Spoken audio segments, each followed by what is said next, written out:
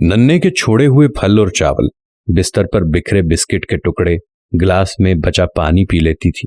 वो कालीन पर उसके गिराए अंगूर के दाने भी चुनकर खा लेती थी, जैसे वो बस उसके फैलाए हुए हर मामले की जिम्मेदारी कबूल कर रही थी। नन्हे ने घर में खूब उधम मचा रखा था। मैं जरा सा जो कुछ बोली तो कहने लगी कि माँ फिक्र ना करें, जो जो इसने बखेरा है सब समेट कर जाऊंगी। सरे शाम ही वो बच्चों का सामान बांधकर चली गई।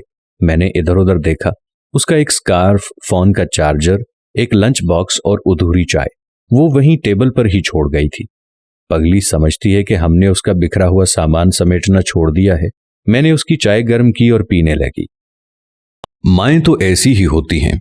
कितनी बार इसी तरह अपने बच्चों का बिखरा सामान अम्मी के घर वापसी पर समेटा, और कितनी ही बार अम्मी ने हमारा अनजाने में रह जाने वाला सामान समेटा। ये सब तो माँओं के दम से ही होता है। माएँ नहीं रहती तो वो बहारें भी नहीं रहती।